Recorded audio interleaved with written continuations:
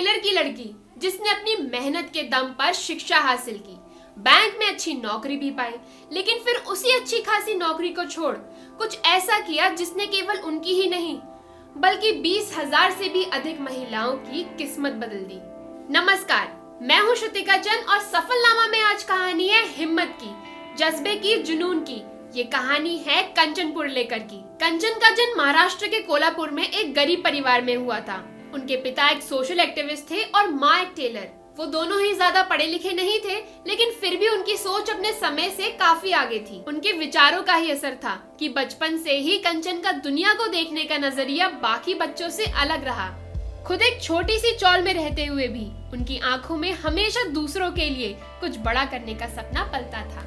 जब कंचन सिर्फ 11 साल की थी, तब उन्होंने पहली बार एक पब्लिक स्पीच दी जिसका टॉपिक था महिलाओं की स्वास्थ्य समस्याएं। उस वक्त श्रोताओं में स्वयं सिद्ध संस्था के संस्थापक डॉक्टर वी.टी. पाटिल भी मौजूद थे। उस छोटी सी बच्ची की इतनी बड़ी सोच को देखकर वो दंग रह गए।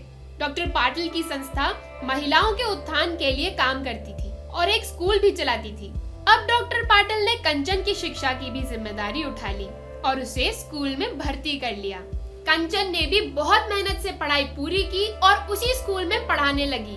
साथ ही वो डॉक्टर पाटिल की संस्था में पूरा सहयोग भी देती। कुछ समय बाद उन्हें एक अच्छे बैंक में नौकरी भी मिल गई, लेकिन उन्होंने समाज सेवा से कभी संन्यास नहीं लिया। 14 सालों तक बैंक में नौकरी करने के बाद उन्हें मैनेजर के पद पर प्रमोट किया गया, लेकिन उसी समय डॉक्टर पाटिल का देहांत हो गया। जिस शख्स ने पिता बनकर कंचन को संभाला, पढ़ाया लिखाया और काबिल बनाया था, उस पिता के सपने, उनकी संस्था को वो बिखरने नहीं देना चाहती थी। इसलिए उन्होंने नौकरी छोड़ दी और स्वयं सिद्ध संस्था की कमान अपने हाथ में ले ली। अब कंचन का एक ही मकसद था, भारत की हर एक महिला को सक्षम बनाना। पर ये बात 1990 के दशक की है और उस दौरान महिलाओं को आत्मनिर्भर बनाना आसान काम नहीं था। लेकिन कंचन ने हार नहीं मानी। उन्होंने शहर की महिलाओं को सिलाई, कढ़ाई, हस्तकला, केटरिंग, सूखा नाश्ता बनाना जैसे स्मॉल स्केल बिजनेस स्किल सिखाना शुरू किया।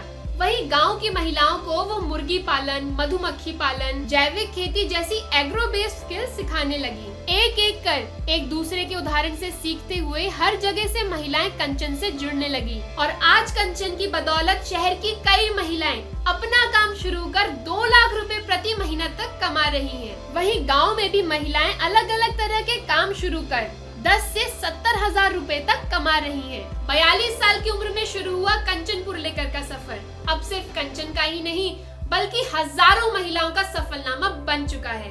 कंचन जैसे लोगों के लिए ही कहा गया है, 1000 बर्क गिरे लाख आंधियां उठे, वो फूल खिल के रहेंगे जो खिलने वाले हैं।